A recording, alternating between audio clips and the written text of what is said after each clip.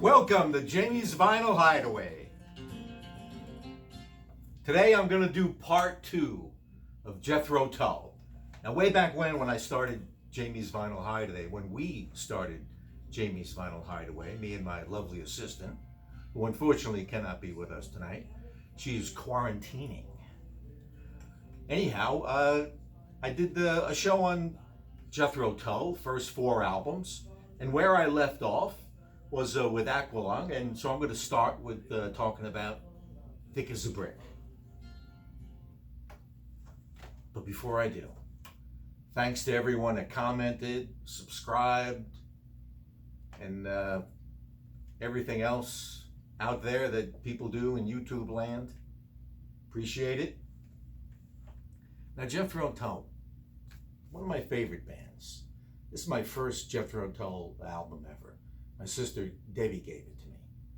When I got this, I was 14, and I thought this was a real newspaper, a real English newspaper. I thought, wow, man, it's like they put some weird stuff in their newspapers there in England, you know. Many pages, stories. Gerald Boswick wrote the lyrics, so I thought. And his girlfriend. I couldn't figure out why no one noticed that you could see her underwear there. What's that strange noise? Hey, Rosie. Could be my dog chewing something. Anyway, great album. Not going to play anything from it. I'm not necessarily going to play, like my favorite stuff. I know the early stuff really well. Later on, not as well. I'll kind of explain as I go along. I love Thick as a Brick. Great album. Number 1 in the USA. Followed up by Passion Play. Not well received, but also number 1 in the USA. Cool little story. It comes with a little playbill that I left connected inside the gatefold record. By the way, this... I don't know if this was on Reprise. Right around that time, they were going from Reprise to Chrysalis. This is a green Chrysalis. The Thick as a Brick is on Reprise, or Reprise, as I say in every show that I talk about Reprise and Reprise. Reprise Records. All the early Tull in the US were on Reprise, and eventually they went to Chrysalis, and Chrysalis reissued all the older stuff on Chrysalis. And this one on Chrysalis, War Child, came out like 1974. And this is a quadraphonic issue somebody gave me. And I'm going to play a little bit from it, called The Third Hurrah. Kind of sounds like they're doing a jig here, I think this is the right track, next to the last track on the album.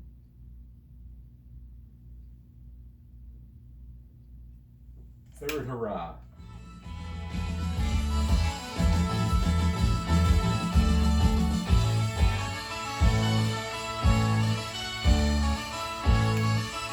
Sounds like pipes.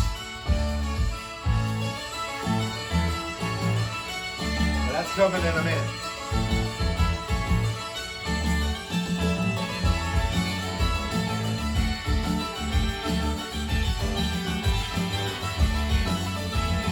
War child does the days and nights away. Sweet child that you do today. War child does the days and nights away.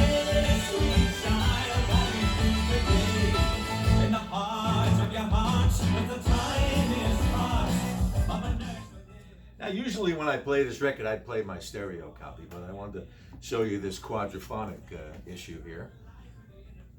It's nice to have a few quad discs if you're a collector, even though I don't have a quadraphonic player of any sort. After War Child, which was also a big hit, in the States.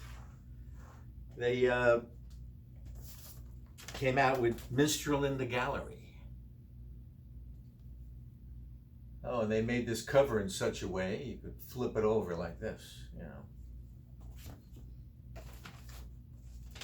Minstrel in a Gallery, the title track's got some good cowbell in it. I did a show on cowbells and rock and roll, and excuse me, and yeah, this is a beer drinking show, by the way. I usually have something here to wet my whistle while I'm having a good Saturday night. Anyway, it's not Saturday night, and I'm on my own tonight, but hey, it's still good. Oh yeah, the cowbell show. So I did a show on cowbell. I played a little bit of Minstrel in the Gallery. After Minstrel in the Gallery, 1976, oh, I left the plastic on this one, was Too Old to Rock and Roll, Too Young to Die. Now, I don't know if everyone's going to like what I'm going to say here, but this is the second of records that I bought when they first came out, and I was really disappointed with. Did not like this record at all. I didn't like it so much that I lent it to my friend Eddie, and I didn't pick it up again for another 2 or 3 years. But all Jethro Tull albums have good redeeming qualities. And there's some good stuff on this. I just needed to go back. You know, it's different. It's different than Minstrel in the Gallery, you know? I love Minstrel in the Gallery, by the way. But this got a cool little story about Willie Lomax or somebody who was a rocker back in England, riding his motorcycle, you know, getting a little older. But hey, he's not too old to rock and roll, right? Also on the green Chrysalis label. Let's see, I was going to play a little bit of a song that I really did like from this record right off the bat. And a lot of it grows on you if you just give it a chance, right? And Matty Pryor from Fairport, from Steel Eye Span, sings on the title track. But I wanted to play you the beginning of Taxi Grab. Some nice harmonica playing by Ian Anderson. Let's see if I get it right.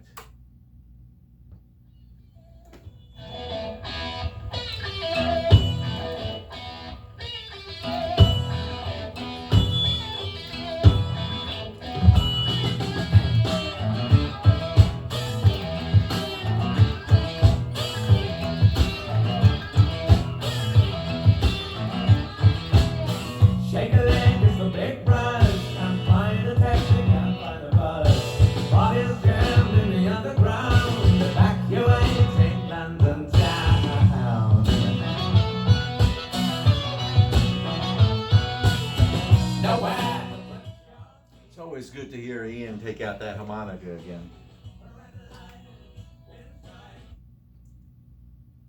Anyhow, it's Too Old to Rock and Roll, Too Young to Die. Didn't really do that well. I guess there were other people that didn't care for it as well.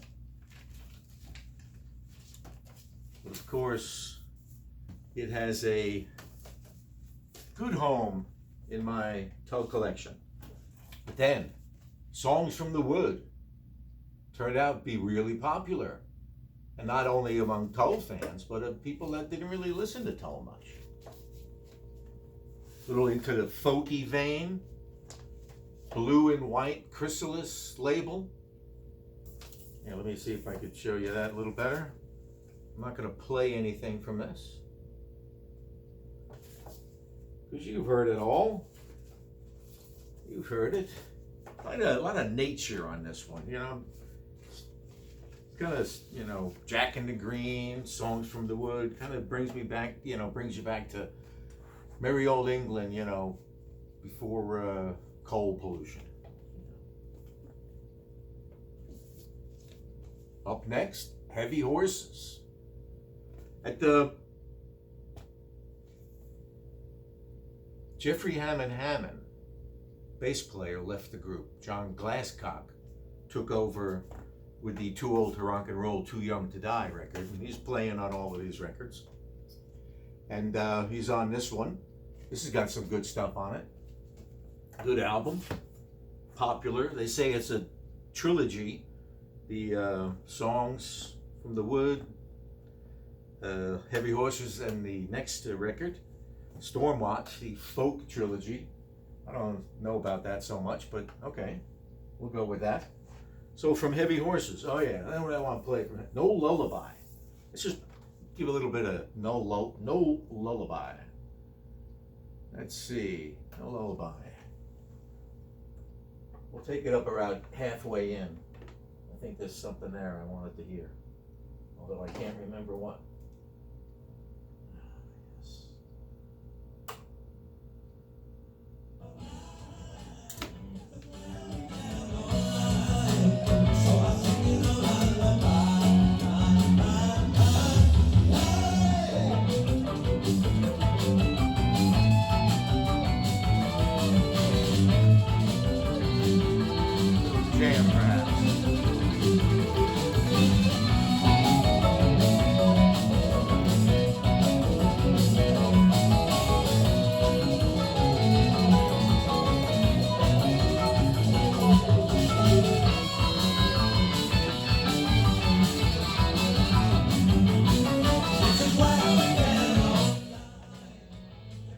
No Lullaby, Heavy Horses.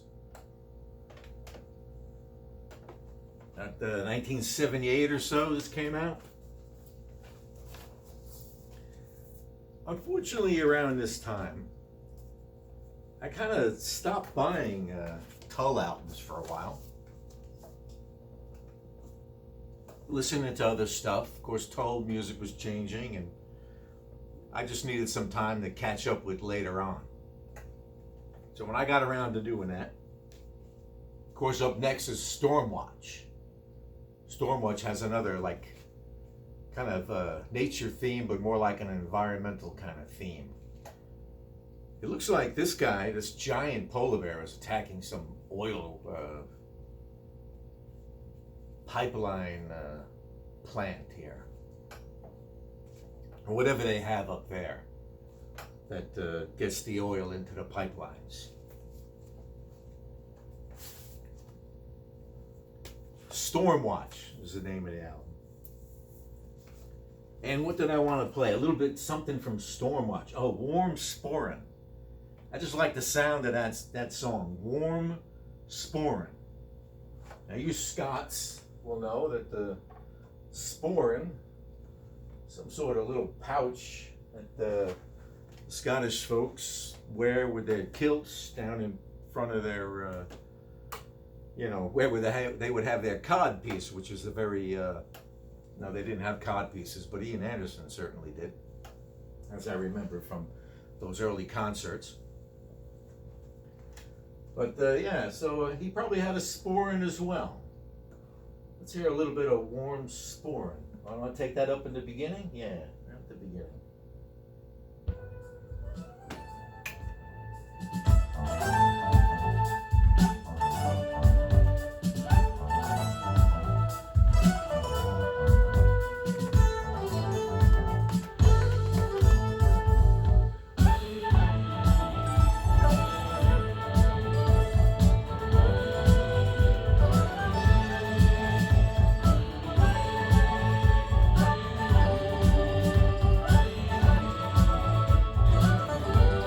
That's Ian Anderson playing bass guitar there.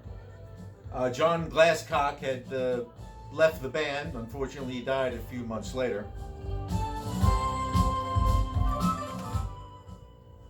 And the band would, at that lineup, the Martin Barr, Barrymore, Barlow, or, yeah, Barlow, Barrymore. Always get that mixed up. John Evans, all left the band after this, because Ian Anderson was doing a solo record, which turned out to be a Jethro Tull record. Turned out to be a little more maybe electronic. around 1980, A came out. And Eddie Jobson's on A. Eddie Jobson from Roxy Music and the band UK. And let's see, Dave Pegg from Fairport Convention joins the group. And I wanted to play something from A. A little bit of A, Uniform. Uniform. It's really, it turns out to be a good album, you know, and kind of thing here was, for me, turned out good since I didn't buy them all when they first came out. I got them cheap when they went into the cutout bins later on.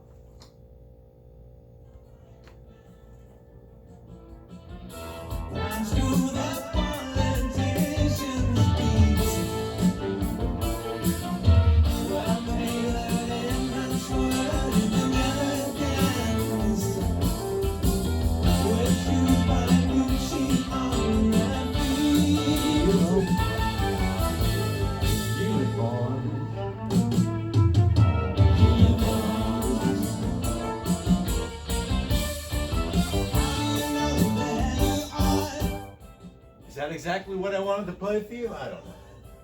I probably wanted to take it up a little further in.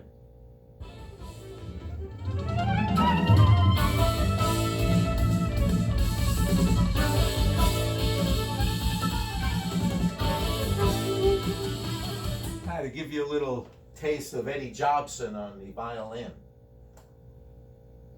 It's the only album that Eddie Jobson appeared on. Jethro Tulls. Martin Barr is still in there from the original, you know, back from Stand Up. But no one else here. Some good drumming by Mark Craney. Anyway, right from there, Broadsword and the Beast. I love the cover on this thing, and I love the title track. I think it's the title, Broadsword, track Broadsword. I'm going to play just a little bit of Seal Driver. Somebody mentioned Seal Driver on one of the Jethro Tull groups, and I thought I'd give it a listen. Good song. Let's pick it up around halfway in there. Seal Driver, huh?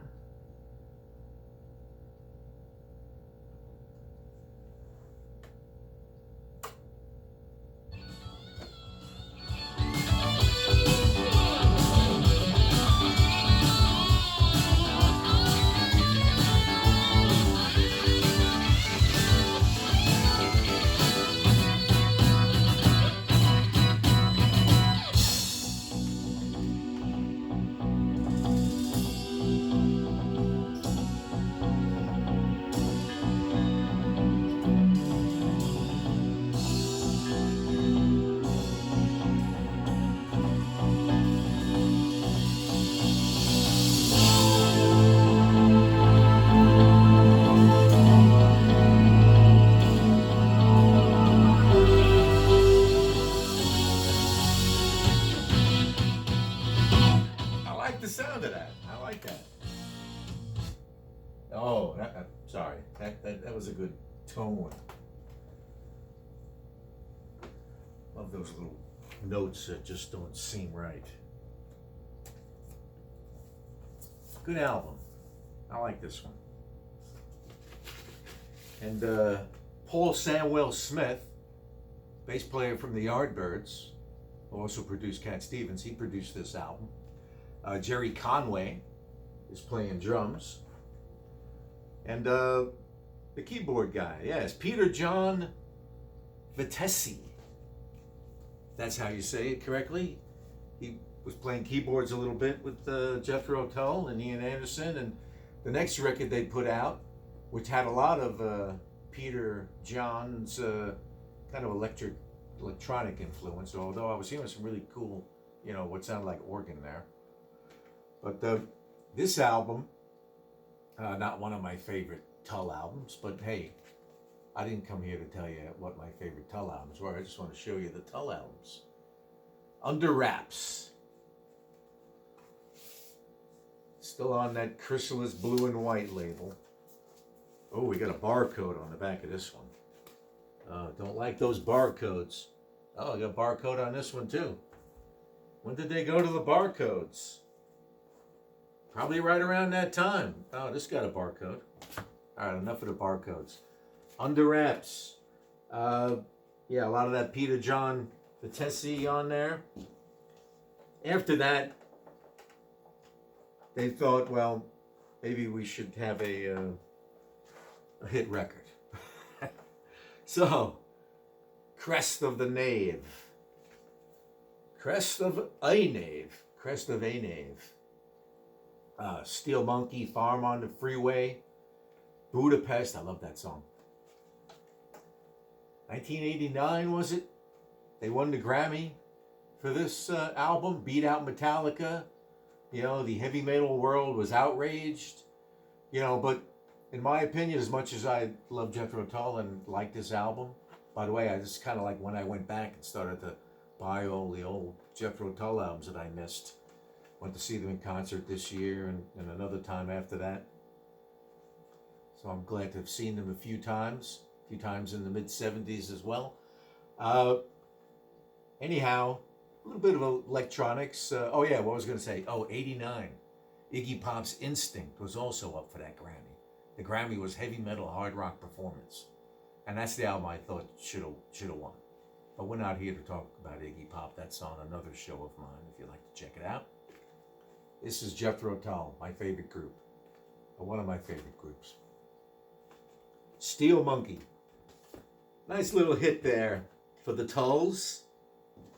And then the last one that I got on vinyl, I got a few more on CD, but that goes beyond the scope of the Jamie's Vinyl Hideaway. So I'm going to end it with a little bit from Rock Island. I saw the Rock Island tour. Oh, here the label changes, see? Chrysalis label, it's got some different colors there. I think Steel Monkey looked the same as well. Rock Island, what do I want to play from Rock Island? Just halfway through the title track.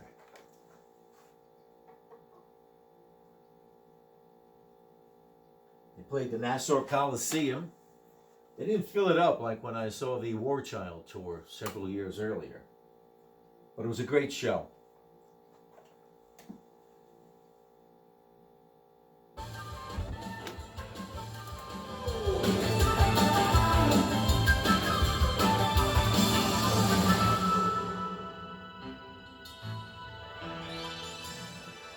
It's a great thing about Tull, you know, they always take it down a little bit, you know, just to knock you hard with it later, you know. It's probably not where I wanted to go out here. But that's it. Rock Island. Those are my Jethro Tull albums.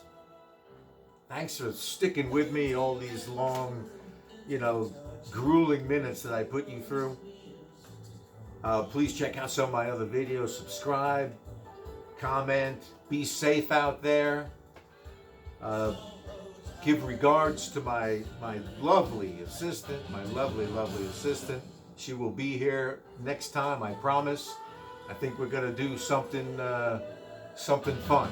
Not that this wasn't fun.